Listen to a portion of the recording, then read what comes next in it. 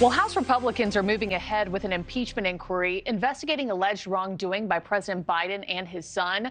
Now, as you know, Hunter Biden failed to appear for that closed-door deposition this week, defying a subpoena from the House Oversight Committee. Now Republicans are vowing to move forward with contempt of Congress proceedings. The White House has been critical of the investigation, calling it baseless and politically motivated ahead of the upcoming presidential election. Joining us now is Republican Representative Gary Palmer of Alabama, member of the House Oversight Committee. Congressman, thanks for being with us this morning. Thanks for having me on, Markie.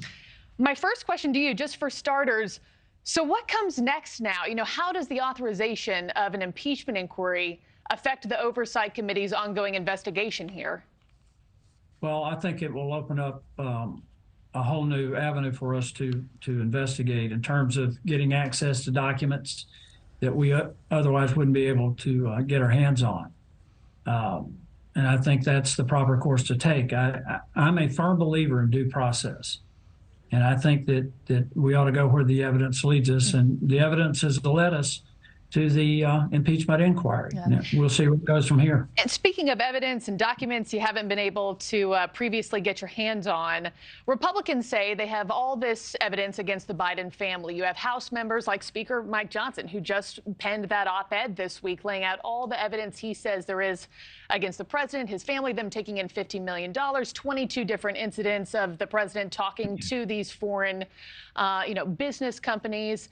Democratic lawmakers have a different side of the story. They say Republicans have yet to provide a shred of evidence of wrongdoing. The president also denying evidence every time he's lobbed a question about it. Sir, I think to regular, everyday American people, it seems like there's either evidence or there's not. What's the disconnect here? Well, I think it's pretty obvious. If there was no evidence, there would have been no reason for President Biden to lie continually about his knowledge of what Hunter Biden was doing, his involvement with Hunter Biden, his interaction with Hunter Biden and his business associates and the people he was involved with in terms of foreign dignitaries and business people. So if there was nothing to see there, there would have been no reason to lie about it.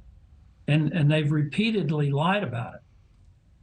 As it pertains to Hunter Biden, we all watched earlier this week when he stepped up to that lectern at the steps of the Capitol, refused to participate in that closed-door deposition.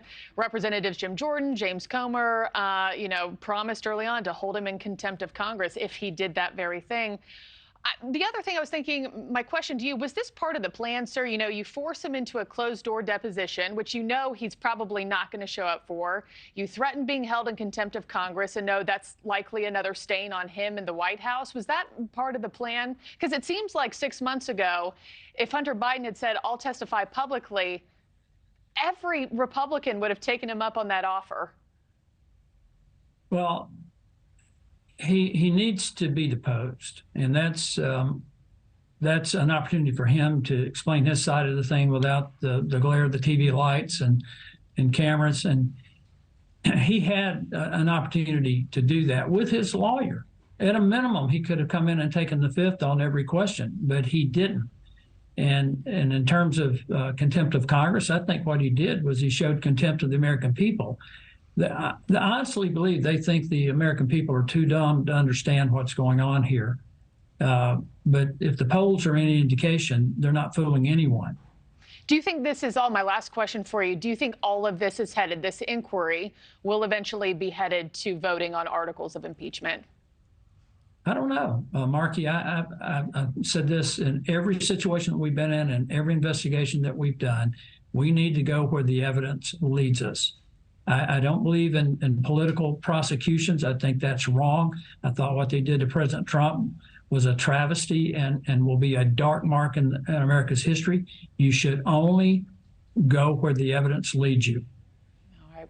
Thank you for watching. Go to newsnationnow.com to find NewsNation on your television provider. And don't forget to click the red subscribe button below to get more of NewsNation's fact-driven, unbiased coverage.